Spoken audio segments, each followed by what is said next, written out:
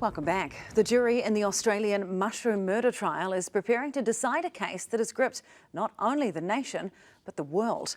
Erin Patterson stands accused of murdering 3 of her in-laws and attempting to murder a 4th. She denies deliberately serving them poisonous death-cap mushrooms. In beef Wellington, she cooked for the family lunch. Senior reporter Juliet Speedy has the story. How are you, I just can't believe it. Some of the best people I've ever met, they never did anything wrong to me. This is Erin Patterson in the hours after 4 of her in-laws fell dreadfully ill after eating her beef Wellington. Now, after a marathon 2-month trial, more than 50 witnesses and 4 whole days of closing arguments, the jury in the mushroom murder trial is tasked with deciding her fate. The 50-year-old has pleaded not guilty to murdering her former in-laws, Don and Gail Patterson, and Gail's sister Heather Wilkinson, after the trio died days after attending a lunch at her home in 2023. Patterson's lawyer, Colin Mandy, closed the case, telling the jury if they had any doubt in the prosecution's case, they should acquit the mother of 2.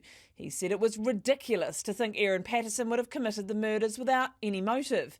He argued this was no murder plot, just a woman who panicked when everything went horribly wrong.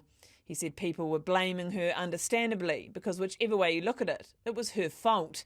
He reminded jurors that Patterson chose to take the stand, exposing herself to scrutiny and embarrassment, and insisted the Crown hadn't proved its case beyond reasonable doubt. The prosecution says Patterson lied repeatedly about foraging mushrooms, about a mushroom dehydrator she later dumped, even about being poisoned herself. They also say she reset her phone to delete photos of mushrooms and the dehydrator. Patterson's husband was supposed to be at the lunch too, but pulled out at the last minute because of their frayed relationship.